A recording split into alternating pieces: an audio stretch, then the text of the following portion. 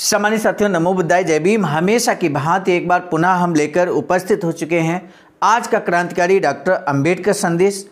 आज का अंबेडकर संदेश 20 जुलाई 1952 को बाबा साहब ने स्पीच देते हुए क्या कुछ कहा है हम आपके समक्ष रखेंगे।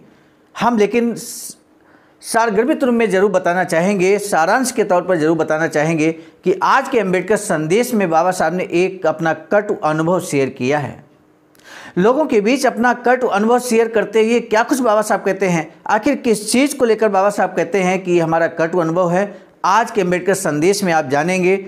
बहुत बड़ी चिंता बाबा साहब जाहिर करते हैं भविष्य को लेकर। आखिर वो बड़ी चिंता क्या है वो भी आज के अंबेडकर संदेश में हम आपको बताएंगे। साथ ही साथ एक बहुत बड़े लक्ष्य की बात बाबा साहब कहते हैं आज के अंबेडकर संदेश में, ये भी हम आपको बताने जा रहे हैं। सम्मानित साथियों, इससे पहले कि हम अंबेडकर संदेश शुरू करें, हम आपको बता दें आज के अंबेडकर संदेश के लास्ट में हम उन साथियों का जरूर जिक्र करेंगे। लगभग 14 साथी ऐसे हैं जिन्होंने पिछले अंबेडकर संदेश में, यानी कि अंबेडकर संदेश 481 जिसमें अपना कमेंट किया है कमेंट सेक्शन में।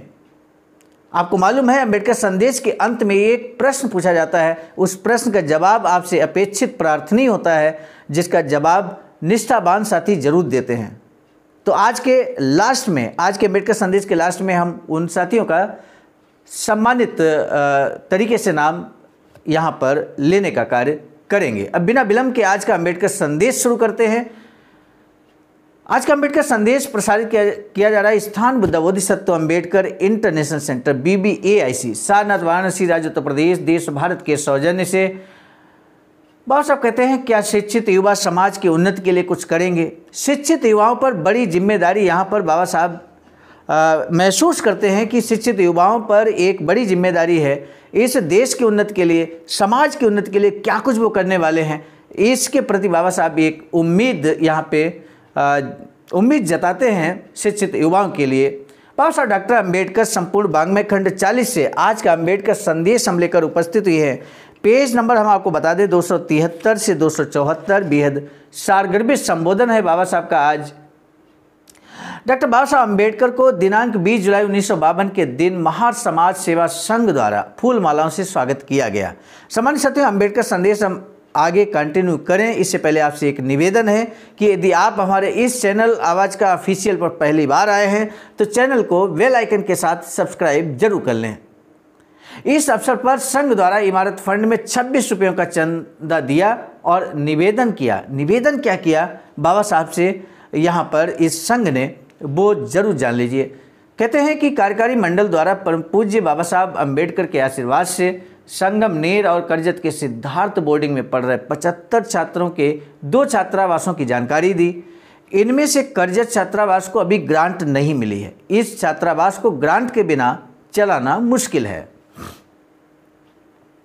संगमनेर के सिद्धार्थ बोर्डिंग को थोड़ी बहुत सरकारी मदद मिलती है, इसलिए उस छात्रावास के लिए अलग इमारत बनाने के बारे में विचार किया जा रहा है।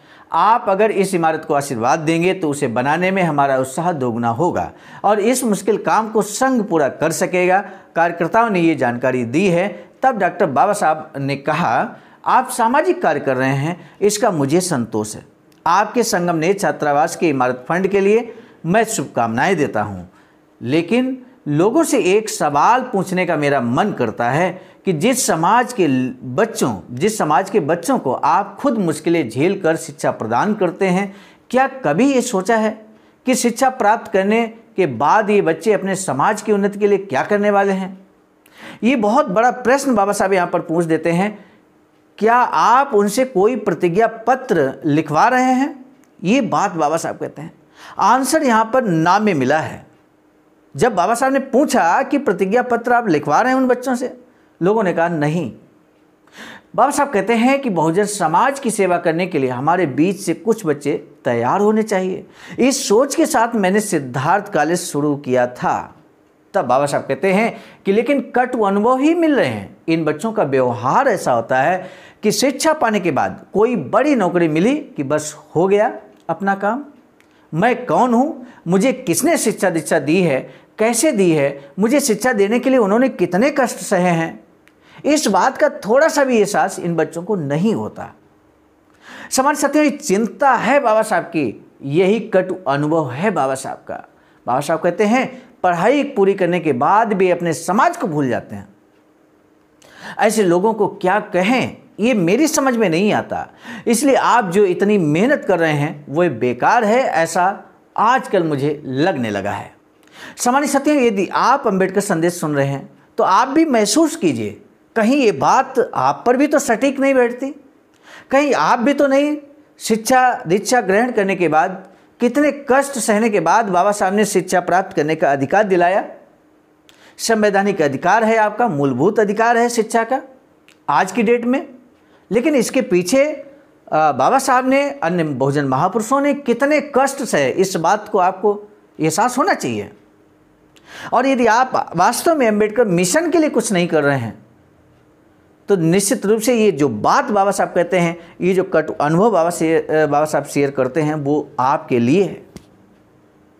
यदि आप बाबा साहब के मिशन के लिए समर्पित हैं, आप कुछ कर रहे हैं, अपने स्तर से बेहतर करने की कोशिश कर रहे हैं अंबेडकर मिशन के लिए, तो निश्चित रूप से प्रशंसनीय है। और ऐसे लोगों तक ये आज का अंबेडकर संदेश जाना चाहिए जो शिक्षा दीक्षा प्राप्त किया बाबा साहब की वजह से, लेकिन नौकरी में आते ही वो अंबेडकर मिशन भूल गए, अपने व्यक्तिगत पारिवारिक जीवन में मस्त हो गए। ऐसे लोगों तक आज का अंबेडकर संदेश क्या आप शेयर नहीं करेंगे, ताकि उन्हें एहसास हो कि बाबा साहब क्या कुछ कहते हैं हम सभी के बारे में। तब बाबा साहब कहते हैं वरना हमें कुछ ऐसा करना होगा कि जिससे उन पर कोई बंधन रहेगा। किसके बच्चों को बोर्डिंग में लाया जाए, उन्हें शिक्षा कौन देगा, और इतना करने के बाद वे समाज की ओर देखते भी नहीं। क्या ये एहसान फरामोशी नहीं है? मैं अपनी ज़िंदगी आपके भले के लिए समर्पित कर रहा हूँ, लेकिन मुझे चिंता हो रही है कि मेरे बाद इस समाज का क्या होगा। ये बड़ी चिंता बाबा साहब जाहिर करते हैं मेरे साथियों। बाबा साहब कहते हैं मेरी इस चिंता को दूर करने वाले लोग आपके समाज में अब तक पैदा क्यों नहीं हो रहे हैं। सोचता हूं तो लगता है कि मैंने व्यर्थ ही अपना जीवन आप लोगों के लिए व्यतीत किया है। जल्द ही मुंबई में मैं आपके लिए बड़ा हॉल बनाने वाला हूं। ये बड़ा लक्ष्य है बाबा साहब का। बाबा साहब कहते हैं इसीलिए उस दिन दामोदर हॉल में मैंने स्पष्ट किया कि मैंने कितने पैसे इकट्ठा किए और आप लोगों ने कितने दिए हैं। पारदर्शिता का यहाँ पर अद्वितीय उदाहरण बाबा साहब प्रस्तुत करते हैं स्वयं। इसे कहते हैं पारदर्शिता। बाबा साहब कहते हैं आप लोगों का कितना पैसा मेरे नाम पर बैंक खाते में जमा है, ये मैंने साफ साफ आप लोगों को बता दिया है। पिछले अंबेडकर संदेश में हमने आपको बताया सम्मानित साथियों। एक एक पैसे का बाबा साहब ने हिसाब दिया मेरे साथियों, एक एक पैसे का। इसके पीछे उद्देश्य बस इतना ही है कि मेरे पीछे मेरा बच्चा भी इस संपत्ति पर अपना अधिकार न जता सके और आप लोगों को भी हर बात का साफ साफ पता हो। इसके बावजूद आप सब लोग मिलकर इस हॉल को बनाने के लिए जी तोड़ मेहनत करें। नगर जिला, नासिक जिला, फिर संगमनेर तहसील, आगे अपने गांव के बारे में मैं खुद सोचूंगा। इस तरह की सोच अब खत्म करनी होगी। आज का पहला प्रश्न अंबेडकर संदेश का, बोधिसत्व बाबा साहब डॉक्टर भीमराव अंबेडकर ने सिद्धार्थ कॉलेज क्यों खोला था?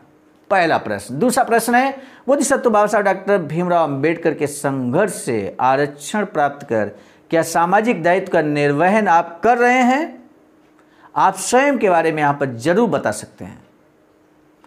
इन दो प्रश्नों में से किसी एक का जवाब देना बेहद जरूरी है।